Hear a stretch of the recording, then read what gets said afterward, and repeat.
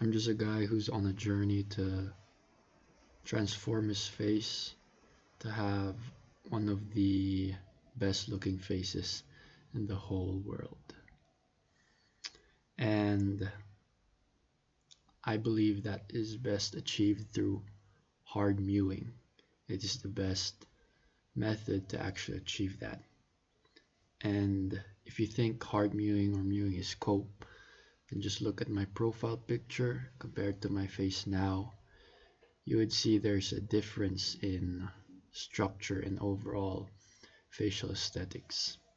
And it's just a continual iteration of that process wherein my face will continually look better until I achieve my goal. And this is because of the mechanism of how hard mewing works, and it's through actual bone structural change. So hard mewing addresses the maxilla bone as directly as possible. Other methods can address it as well, but not as directly as hard mewing does. It encompasses forward projection, lateral projection, and also counterclockwise rotation of the maxilla.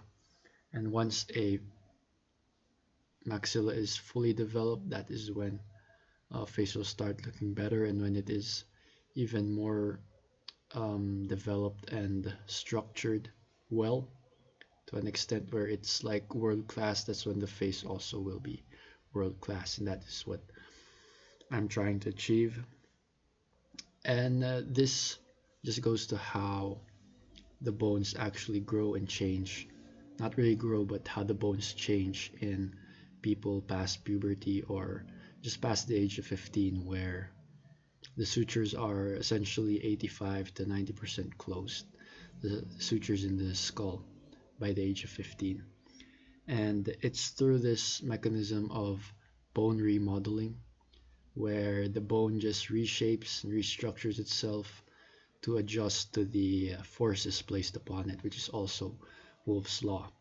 And the best way and an actual way to actually achieve that is to just stimulate the bone. When it comes to actual bone changes and remodeling, the bone just needs stimulation. So it does not need continual holding of the force, which is what the um, current thinking when it comes to changing the bone is on the, especially in the mewing community, where the force has to be continual, it has to be constant in order for the bones to change. This is not actually the case because for the bones to actually change, there needs to be extra stimulus placed upon it. And there is research done on this, very heavy research, but especially on bone remodeling. And the best way to achieve that is through actual weightlifting and exercising. Weightlifting exercising does not only change the bone.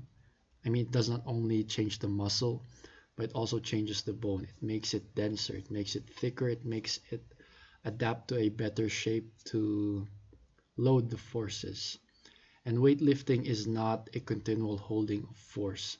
It is just an intense stimulation of force. So it's intense and intermittent forces that actually stimulate the bone the best.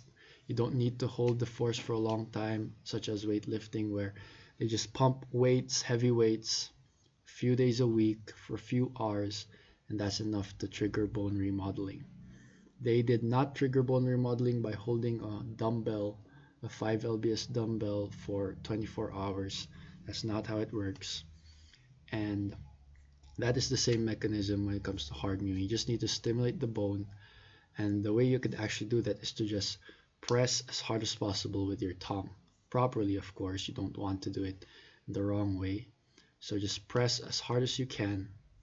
You will naturally tire from this, and just take a break. Just keep it there, keep it soft, like soft mewing. Just keep it suction on your palate when you rest, and just go again and do that over and over again.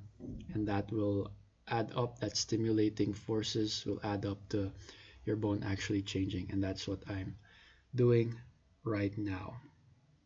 So if you resonated with this and you actually want to implement these methods, you want to know how to actually do hard mewing or mewing properly and actually get results as well, just click my link in the description below.